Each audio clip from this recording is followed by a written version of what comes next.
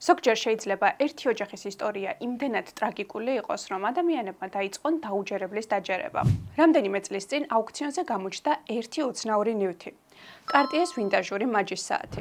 ერთი შეხედვით ჩვეულებრივი აქსესუარი. თუმცა, მისი წინამფლობელი იყო ქალი, რომელიც ისტორიაში სამუდამოდ შევიდა. ჟაკლინ კენედი ონასისი. ეს საათი ეკუთვნოდა ამერიკის შეერთებული შტატების პირველ ლედის, იმ ადამიანის ცოლს, რომელსაც მთელი მსოფლიო იცნობდა. როგორც მიხვდით, საუბარი მაქვს პრეზიდენტ ჯონ ფიცჯერალდ კენედიზე. ერთ-ერთი დაინტერესებული მყიდველთაგანი გახდა რეალიტი შოუს ვარსკვლავი და ბიზნესუმენი კიმ კარდაშიანი, რომელმაც მოახერხა აუქციონში გამარჯვება და საათის შეძენა. თუმცა ამის შემდეგ მოხდა ერთი უცნაური ამბავი. And someone called me and was like, "You cannot accept that watch." And I was like, "Why?" And they were like, "The watch is cursed." Oh, come on. And I was like, "Really?" ამ ადამიანის თქმით, საათს უცნაური ისტორია ჰქონდა. როგორც ის გადადიოდა ახალ მფლობელთან, მის ოჯახში უმალ ტრაგედია ტრიალდებოდა. ვიღაც ახლობელს კარგავდა, ვიღაც უეცრად ავადდებოდა, ზოგი კი თავად იღუპებოდა. რა თქმა უნდა, ეს ტიპურ ბანალურ ლეგენდას გავს, თუმცა პრობლემა სხვა რაღაცაშია. ეს საათი ეკუთვნოდა ოჯახს, რომელიც თითქმის 80 წლის განმავლობაში ამერიკის ისტორიაში ერთ-ერთი ყველაზე ბნელი ლეგენდის საგანი იყო. ლეგენდის, რომლის მიხედვითაც ამ ოჯახს აქვს დიდი წყევლა. ერთი წევრი პრეზიდენტი დღისით ყველას თვალწინ მოკლეს. მის ძმას ამ შემთხვევიდან რამდენიმე წელში იგივე ბედი ეწია. მემკვიდრეები ავიაკატასტროფებს და უბედურ შემთხვევებს ეწირებოდნენ. ქალიშვილთაგან ერთ-ერთი კი ფაქტობრივად თავად დააინვალიდეს და გადამალეს საზოგადოებისგან. ყველაზე უცნაური ისაა, რომ მარტო ხალხი კი არა, ზოგჯერ თავად ოჯახიც უფიქრდებოდა ამ ლეგენდას. იქნებ მათ მართლაც დაყვებოდათ რაღაც, რისი ახსნაც არ შეეძლოთ. დღევანდელი ვიდეოს თემა იმ ოჯახის ისტორია, რომელიც ფაქტობრივად ამერიკის სამეფო დინასტიად ითვლებოდა, თუმცა ამავდროულად ერთ-ერთი ყველაზე ტრაგიკული იყო. გესაუბრებით კენედების ოჯახის ისტორიაზე და ლეგენდაზე, რომელმაც მიიღო დასახელება კენედების წყევლა. იმისთვის, რომ სიტუაციაში კარგად გავერკვიოთ, უნდა დავბრუნდეთ 100 წლით უკან. პრეზიდენტობამდე, მკვლელობამდე და იქამდე, სანამ გვარი კენედი მთელ მსოფლიოში გაჟღერდებოდა. ამ ისტორიის ცენტრში დგას ჯოზეფ პატრიკ კენედი, ადამიანი, რომელმაც შექმნა დინასტია. ჯოზეფი დაიბადა ბოსტონში ირლანდიელი ემიგრანტების ოჯახში და სხვათა შორის იმდროინდელ ამერიკაში ირლანდიელი ემიგრანტები ეგრეთ წოდებულ მეორეხარისხოვან მოქალაქეებად ითვლებოდნენ. მათ უჭირდათ დასაქმება ნორმალურ პოზიციებზე და მით უმეტეს ოცნება რაიმე ძალაუფლებაზე. თუმცა კენედი ძალიან ამბიციური ადამიანი იყო და მალევე გააცნობიერა ის, რომ ამერიკაში ნებისმიერ შეეძლო მიეღწია ყველაფრისთვის, თუ ამისთვის სათანადოდ უხეშად და ცივსისხლიანად იმოქმედებდა. თავდაპირველად მუშაობა დაიწყო საბანკო ბიზნესში, ინვესტიციებს დებდა კინოინდუსტრიაში, მონაწილეობას იღებდა მსხვილ ფინანსურ გარიგებებში და მალევე 40 წლის ასაკში უკვე მილიონერად ითვლებოდა. თუმცა ფული არ იყო მისი მთავარი სამიზნე. მას ცხოვრებისგან უფრო მეტი უნდოდა, ის რომ მისი ოჯახი არა მხოლოდ მაღალ ფენაში ყოფილიყო ცნობილი, არამედ ისტორიაში შესულიყო, რისთვისაც გეგმაც კი ჰქონდა. მას და მის მეუღლეს ჰყავდა 9 შვილი. 9, რომლებსაც არ ზრდიდნენ როგორც ჩვეულებრივ ბავშვებს, არამედ ზრდიდნენ როგორც მომავალ პოლიტიკურ დინასტიას. თითოეულს უნდა მიეღწია უდიდესი წარმატებისთვის და თითოეულს უნდა გაეხადა გვარი კენედი, საქვეყნოდ ცნობილი. თუმცა მამამ მთავარ პროექტად მიიჩნევდა უფროს შვილს, ჯოზეფ კენედი უმცროს, სიმპათიურს, ქარიზმატულს და საკმაოდ გონიერს. ბავშვობიდანვე ყველა ეუბნებოდა, რომ ოდესმე სწორედ ის გახდებოდა ამერიკის შეერთებული შტატების პრეზიდენტი. მამაც ასე აცნობდა მას მეგობრებს, ჩვენი მომავალი პრეზიდენტი. თუმცა ბედის წერას საკუთარი გეგმები ჰქონდა. 1944 წელი, მეორე მსოფლიო ომი. ჯოზეფ კენედი უმცროსი სამხედრო პილოტად საკუთარი სურვილით მსახურობდა და მონაწილეობას საიდუმლო მისიაში იღებდა. გეგმა თავიდანვე სახიფათო ჟღერდა. თვითმფრინავი უნდა გაევსოთ ასაფეთქებელი ნივთიერებებით, რის შემდეგაც ის უნდა გაფრენილიყო გერმანული სამხედრო სამიზნეებისკენ. დაშვებამდე პილოტი პარაშუტით უნდა გადმომხდარიყო. თუმცა ყველაფერი გეგმის მიხედვით ვერ წავიდა და თვითმფრინავი ჰაერშივე აფეთქდა. ჯოზეფ უმცროსი 29 წლის ასაკში მყისიერად გარდაიცვალა. რა თქმა უნდა, ოჯახისთვის ეს უდიდესი დარტყმა იყო და განსაკუთრებით კი მამისთვის, რადგან პირველი შვილის გარდაცვალება მისი მთავარი პროექტის განადგურებას უდრიდა. ადამიანს, რომელსაც 29 წელი ერთი მისიისთვის ზრდიდა, ახლა ცოცხალი აღარ იყო. თუმცა მისი ამბიცია არ გამქრალა. მან სხვა შვილზე გადაინაცვლა, იმაზე, რომელიც იქამდე არც კი განიხილებოდა კანდიდატად, ჯონ ფიცჯერალდ კენედი. ის მომავალში მართლაც მიაღწევს მიზანს, თუმცა ამასთან ერთად იმის საწყისიც გახდება, რასაც კენედების ოჯახის წყევლას უწოდებენ. მაგრამ სანამ ჯონი პრეზიდენტი გახდებოდა, ოჯახში მოხდა კიდევ ერთი ისტორია. ზოგადად, როდესაც კენედებზე ვსაუბრობთ, რატომღაც ყველას ახსენდება ავიაკატასტროფა, მკვლელობა ან ავადმყოფობა და იშვიათად საუბრობენ გამორჩეულ ადამიანზე, როზმარი კენედიზე. და იმ შემთხვევაზე, რომლის დაფარვასაც ოჯახი 10 წლეულობის განმავლობაში ცდილობდა. არადა, მისი ამბავი კენედების ოჯახის ყველაზე ბნელ საიდუმლოდ ითვლება. როზმარი იყო ჯოზეფისა და როუზის ერთ-ერთი ქალიშვილთაგანი, მესამე ბავშვი ოჯახში, რომელიც შეეძინათ 1918 წელს. გამოირჩეოდა სილამაზით, პოზიტივით, სიკეთით და ცეკვის ნიჭით. თუმცა ერთ მომენტში მშობლებმა შენიშნეს, რომ სხვა შვილებთან შედარებით გოგონა ნელა ვითარდებოდა. რთულად ეძლეოდა სწავლის პროცესი, ხშირად ეცვლებოდა ხასიათი, რაც მოზრდილობის ასაკში უფრო შესამჩნევი გახდა. ნათესავების მოგონებების მიხედვით, როზმარი მომენტებში ფეთქებადი ხდებოდა, ზოგჯერ სახლიდანაც გარბოდა და არ ხოვდა მკაცრ წესებს, რომელიც მამამ მთელ ოჯახს დაუწესა. ამაში უცნაური არაფერი არაა, ალბათ ტიპური რთული გარდატეხის ასაკის მქონე ბავშვის დახასიათებაა, თუმცა არა კენედების ოჯახისთვის. ჯოზეფი შეპყრობილი იყო რეპუტაციით და სუფთა სახელით. ის ოცნებობდა პოლიტიკურ დინასტიაზე და ოჯახზე, რომელიც ერთ დღეს ამერიკის მმართველი გახდებოდა. ამიტომ ქალიშვილი, რომელსაც შეეძლო მისი სახელისთვის საჯაროდ პრობლემა მოეტანა, არა მხოლოდ აშინებდა, არამედ აბრაზებდა და ჯანსაღ აზრსაც აკარგვინებდა მას. ამასობაში 1940-იან წლებში ამერიკის შეერთებულ შტატებში ახალი სამედიცინო პროცედურა ლობოტომია სულ უფრო და უფრო პოპულარული ხდებოდა. ექიმები ამტკიცებდნენ, რომ ოპერაცია ადამიანებს ეხმარებოდა ფსიქიკური აშლილობის დროს, თუმცა რეალური შედეგები ხშირად კატასტროფული იყო, მაგრამ ამის შესახებ არავინ საუბრობდა. წარმოდგენა, რომ გქონდეთ ოპერაციის დროს იჭრება თავის ტვინის შუბლის წილებისა და diencefalonis შემაერთებელი ნერვული ბოჭკოები, კერძოდ თალამუსთან და ჰიპოთალამუსთან განლაგებული ბოჭკოები. როზმარი 23 წლის იყო, როდესაც მამამისმა გადაწყვიტა მისთვის ლობოტომიის გაკეთება. ოპერაციის დროს ექიმებმა ფაქტობრივად გაუნადგურეს ტვინის ნაწილი, რის შედეგადაც გოგონამ დაკარგა მეტყველების უნარი და მისი ინტელექტი მკვეთრად დაეცა. აღარ შეეძლო დამოუკიდებლად არსებობა, რადგან გონებრივი შესაძლებლობებით დაემსგავსა პატარა ბავშვს. ჯოზეფმა ამ ამბის დაფარვა გადაწყვიტა. შვილი თავშესაფარში ჩააბარა და წლების განმავლობაში მასზე აღარავის აღარ უსაუბრია.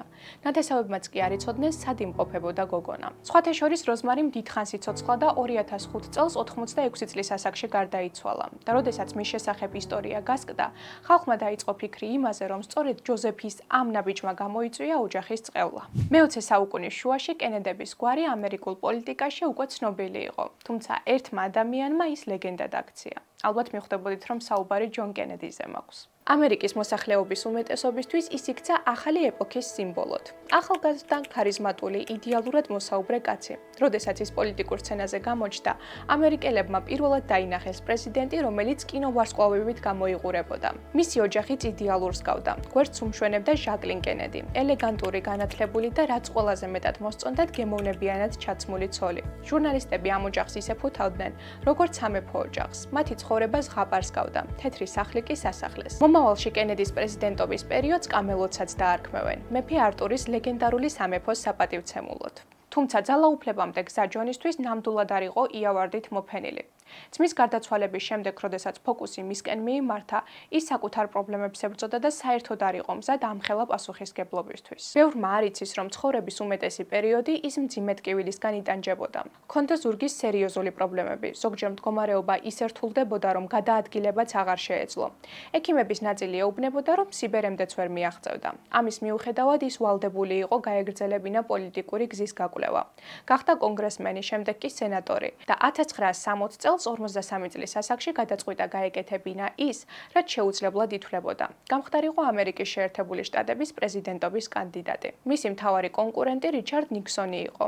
და სწორედ ამ არჩევნებზე მოხდა ის, რამაც სამუდამოდ შეცვალა ამერიკის პოლიტიკა. გაიმართა პირველი სატელევიზიო დებატები, რომელსაც მილიონობით ადამიანი უყურებდა. ზუსტად აქ გახდა გასაგები ის, რომ ადამიანის იმიჯი ყველაფერს წყვეტს. ნიქსონი გამოიყურებოდა გადაღლილად და დაძაბულად, მაშინ, როდესაც ჯონ კენედი სიმშვიდის განსახიერება იყო, ქარიზმატულობისა და თავდაჯერებულობის. მაყურებლებმა მაშინვე შეიყვარეს ის და 1960 წლის ნოემბერში ჯონ კენედი ამერიკის შეერთებული შტატების 35 პრეზიდენტად დაირჩიეს, რითიც გახდა ქვეყნის ისტორიაში ერთ-ერთი ყველაზე ახალგაზრდა პრეზიდენტი. რაც შეეხება ჟაკლინს ან ჯეკის, როგორც მას ძირითადად მოიხსენიებენ, ის ამშვენებდა ცნობილი ჟურნალ-გაზეთების ყდებს. პრეზიდენტის ცოლს მილიონობით ადამიანი ბაძავდა. იმ პერიოდში ის იყო სტილის მკარნახეველი. გარშემო ყველა აღფრთოვანებული იყო მისი, თუმცა ამასთან მედალს ხომ ორი მხარე აქვს. ბრწყინვალების უკან თან დაჰყვებოდა თანაგრძნობაც. დალასის როლამდე იყო კიდევ ერთი ტრაგედია, რომელიც ოჯახმა ქვეყნის თანდასწრებით განიცადა. 64 წელს ჯეკის ორსულობა მოქმედი პრეზიდენტისთვის უდიდესი სიხარული იყო. გარდა იმისა, რომ ოჯახს ახალი წევრი შეემატებოდა, ბავშვი ასევე განამტკიცებდა მის პოზიციას მოახლოებულ არჩევნებზე. თუმცა, ზაფხულში ჯეკის ნაადრევი მშობიარობა დაეწყო, რის გამოც პირველი ლედი ვერტმფრენით გადაიყვანეს სამხედრო ჰოსპიტალში. აუცილებელი გახდა საკეისრო კვეთა. დაიბადა ბიჭი, პატრიკი. 2 დღის შემდეგ თანდაყოლილი დაავადების გამო მისი გული გაჩერდა. ამ დღეს ქვეყნის პრეზიდენტი ჯილდოს გადასცემდა უინსტონ ჩერჩილს. მომავალში მისი მეგობარი იხსენებდა, რომ პრეზიდენტი ასეთი დასტრესილი და დამწუხრებული იქამდე არასდროს ენახა. შვილის გარდაცვალება მის დააფიქრა და აალაპარაკა საკუთარ სიკვდილზეც. საუბარში მან მეგობარს აზრიც კითხა, როგორი პრეზიდენტი იქნებოდა ლინდონ ჯონსონი თუ მას მოკლავდნენ. ამასთან განიხილავდა იმასაც, რომ ინსულტით გარდაცვალებაზე ცუდი არაფერი იყო და თავად ტყვიით სიკვდილი ერჩია, რადგან ვერ გაიაზრებდა რამ დაამარცხა. არადა იმ წელს ჯონი თავს ყველაზე კარგად გრძნობდა. ექიმებს სწორი წამლები ჰქონდათ მისთვის შერჩეული. სტეროიდები ეხმარებოდა ადისონის დაავადებასთან ბრძოლაში. ძლიერ ორთოპედებთან ვარჯიშით კი ზურგის მტანჯველი ტკივილებიც მიუყუჯდა. შვილის დაკარგვის შემდეგ ჯეკიც უფრო შეიყვანა საზოგადოებამ. იმ დონემდე, რომ 1963 წლის 22 ნოემბერს მისი დალაში ყოფნა პოლიტიკური სტრატეგიისთვისაც აუცილებელი გახდა. რადგან ის აგროვებდა ხალხის დიდ რაოდენობას და მას ასადამენ ფულსაც. მდიდარი ტეხასელის ცოლები, ისევ როგორც ყველა, მზად იყვნენ ფული გადაეხადათ, რათა საკუთარი თვალით ენახათ, რა ეცვა და როგორ გამოიყურებოდა პირველი ლედი. დალასში ვიზიტი წინა საარჩევნო სვლა იყო. კენედის უნდოდა ფონდისთვის მილიონის შეგროვება და ამასთან ტეხასელი ქალების გულის მოპოვებაც, რადგან ამერიკის შეერთებულ შტატებში ამომრჩეველი ქალების რაოდენობა კაცებზე 3 მილიონით მეტი იყო და მან კარგად იცოდა, როგორ მოქმედებდა მისი გამოჩენა მდედრობით სქესზე. თუმცა, 60-იან წლებში მის კონკურენტს ნიქსონს უფრო მეტმა ქალმა მისცა ხმა, ვიდრე მას. ამიტომ ახლა ამომრჩევლებზე გავლენა ჯეკის უნდა მოეხდინა. ზოგადად ჟაკლინი არასდროს ოცნებობდა საჯარო გამოსვლებზე, მაგრამ სწორედ ის იქცა ახალი ეპოქის სიმბოლოდ და პირველი არჩევნებიდან ძალიან მალე გაიაზრა საკუთარი მნიშვნელობა. ქვეყნის სათავეში მოსვლის შემდეგ, დეკემბერში პირველად სცადეს ჯონის მოკლა. მაშინ, როდესაც ის ცოლთან ერთად ეკლესიაში მივიდა და კეთილის მსურველი ხალხის ნაცვლად დახვდათ ერთი კაცი, რიჩარდ პავლინი, დინამიტით აღჭურველი. ის თვლიდა, რომ კენედიმ არასამართლიანად მოიგო არჩევნები, იყიდა და გააყალბა ის. ამიტომ აპირებდა საკუთარი მანქანით დაჯახებას და აფეთქებას. თუმცა, როგორც მომავალში საიდუმლო აგენტებს უთხრა, ჯეკის დანახვისთანავე შეჩერდა, რადგან არც მისი და არც მათი შვილების შეწირვა არ უნდოდა. მაშინ ცოლმა არ იცოდა, რომ გადაარჩინა ქმარიც და საკუთარი თავიც.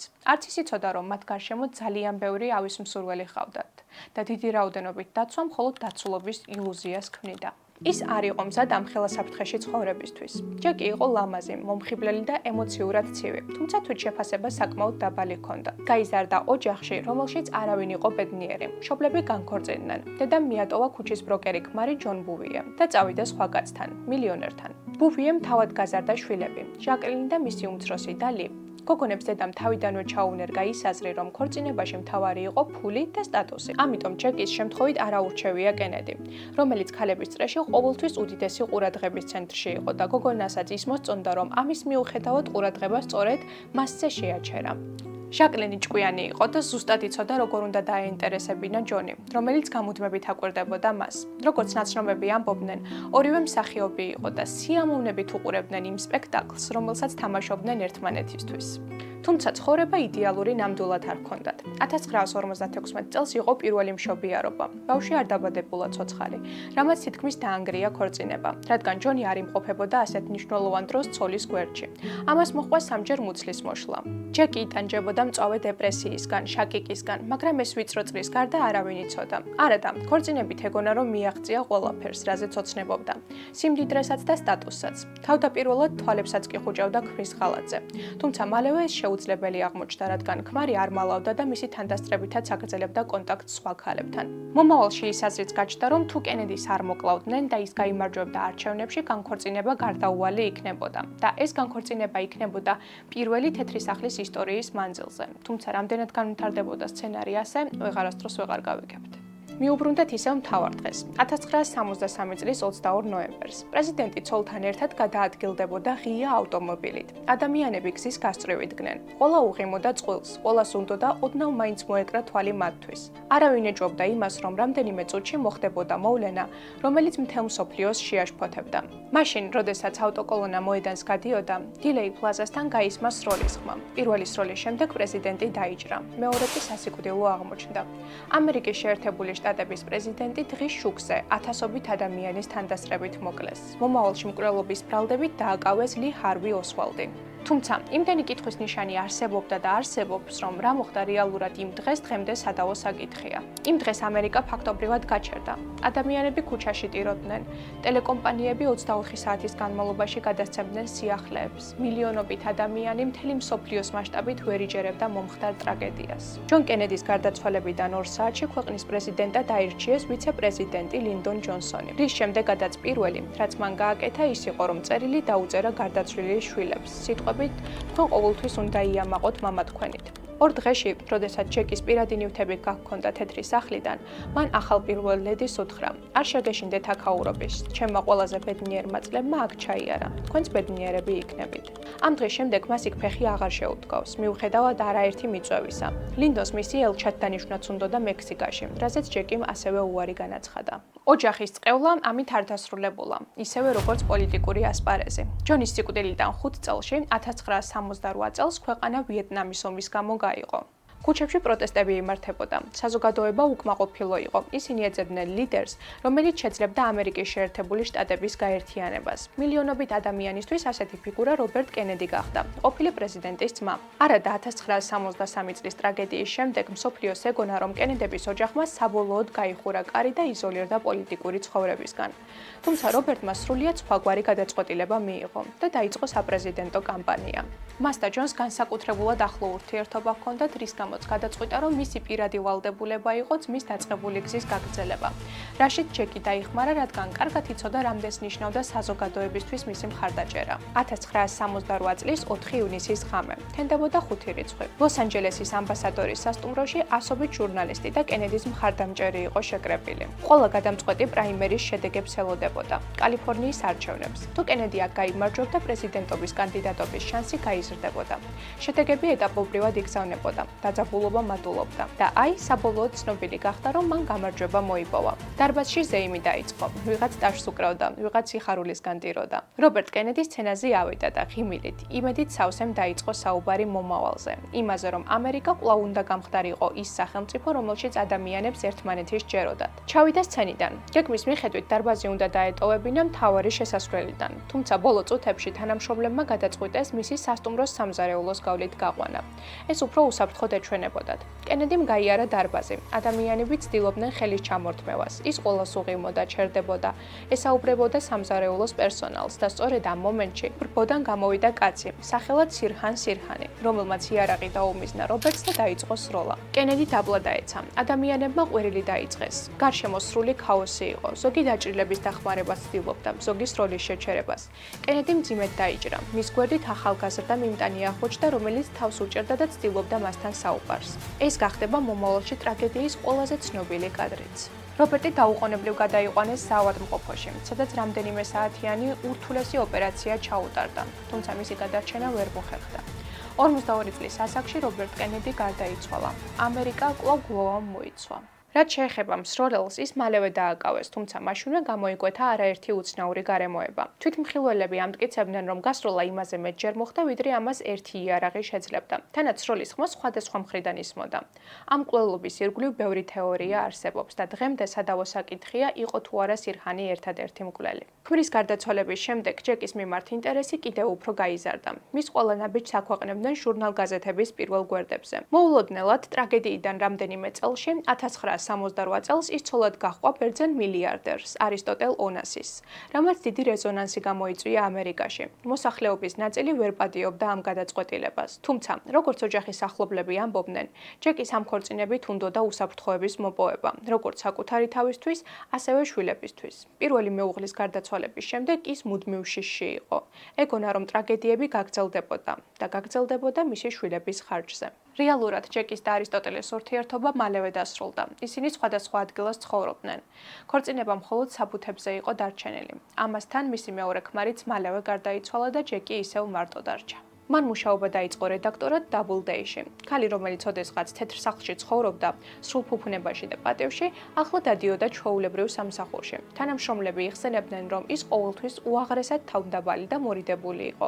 სამსახურში მიდიოდა დილით ადრე და მთელი დღე იფლობოდა საქმეებში. მუშაობდა წიგნებზე, არედაქტირებდა ტექსტებს. 1994 წელს ჯეკის ექიმებმა კიბოს დიაგნოზი დაუსვეს. თავიდან თითქოს ყველაფერი მკურნალობას ექვემდებარებოდა, თუმცა დაავადება სწრაფად პროგრესირებდა.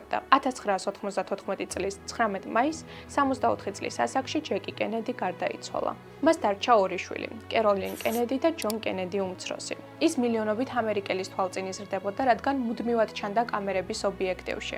ქვეყანა უყურებდა მის გაზრდას, როგორ ჩააბარა უნივერსიტეტში, როგორ გახდა იურისტი, შემდგომ ჟურნალისტი, როგორ დაარსა ჯორჯ მეგეზინი პოლიტიკური ჟურნალი და ყველა ელოდა იმ მომენტს, როდის გააგრძელებდა ის მამის გზას, პოლიტიკურ გზას. მოკლედ, იმ დროის ამერიკაში ჯონ კენედი უმცროსი ითვლებოდა ერთ-ერთ ყველაზე ცნობილ ფიგურად. ამას ხელს უწყობდა მისი გარეგნობაც და სტატუსი ამერიკის ყველაზე მოთხოვნადი საქმრო.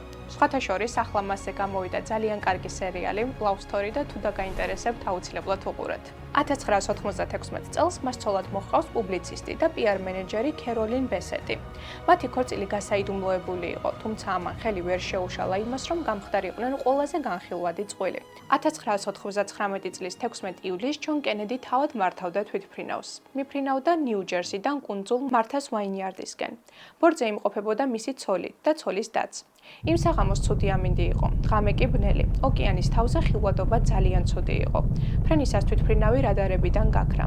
მაშინ, როდესაც დანიშნულების პუნქტში არავინ გამოჩნდა, დაიწყო მასშტაბური ძებნა. რამდენიმე დღეში კი ატლანტის ოკეანეში იპოვეს თვითმფრინავის ნაწილები. სამივე მგზავრი გარდაიცვალა. მოსახლეობა სრულ შოკში იყო. ვერ იჯერებდნენ, რომ მომწრე გახდნენ ერთი ოჯახის გარშემო ამდენი უბედურების და პრეზიდენტის მკვლელობის შემდეგ კვლავ გამოჩნდა სტატიების სათაურით კენედების წყევლა. ხალხმა დაიწყო უცნაური დამთხოვების აღმოჩენაც. ჯონიც და რობერტიც მოკლეს პოლიტიკური კამპანიის დროს. ორივე ახალგაზრდა ასაკში. ორივე მილიონობით ადამიანისთვის სანდო კანდიდატად ითვლებოდა. მკვლელობები მოხდა 5 წლის შუალედით და ყველაში ძალიან ბევრი კითხვის ნიშანი იყო, რომელზეც პასუხი არა და არ ჩანდა. თუ გქონიათ, რომ ამით ოჯახის უბედურებები დასრულდა, გეტყვით, რომ არა. კიდევ ბევრი რამ მოხდა, მაგრამ მოდით პირდაპირ 2022 წელზე გადავიდეთ. აპრილში რობერტ კენედის შვილიშვილი, მეივ კენედი ოჯახთან ერთად ისვენებდა მერილენდში, სანაპირო სახლში. ერთ-ერთ დღეს მისი 8 წლის შვილი ბურთით თამაშობდა, რომელიც შემთხვევით წყალში ჩაუვარდა. მეივი ბიჭთან ერთად ჩაჯდა კანოეში და ერთად შეცურეს ბურთის ამოსატანად, თუმცა დინება ძალიან ჩქარი აღმოჩნდა. რამდენიმე დღეში ორივე ცხედარის პოვნა მოხერხდა. კენედების ისტორია ჯოზეფ კენედის ამბიციით დაიწყო, რომლის მისაღწევადაც მან ყველა გზას მიმართა. მიზანი მიღწეული იყო, თუმცა ის ფასი, რომელიც ოჯახმა გადაიხადა, უაღრესად დიდი აღმოჩნდა. 80 წლის განმავლობაში არ წყდებოდა მკვლელობები, ავიაკატასტროფები, პოლიტიკური ტრაგედიები და თან ეს ყველაფერი მუდმივი ტელესკოპური დაკვირვების ქვეშ. და შეიძლება ამიტომაც არის, რომ ამ ოჯახის ისტორია დღემდე აინტერესებს და ნუსხავს ყველას. დიდი მადლობა, ვინც ვიდეოს ბოლომდე უყურეთ. ტრადიციულად უნდა გთხოვოთ, რომ გამომიწეროთ, მოიწონოთ ვიდეო და დამიტოვოთ რაიმე სახის კომენტარი, იმიტომ რომ ეს ძალიან მეხმარება. დროებით!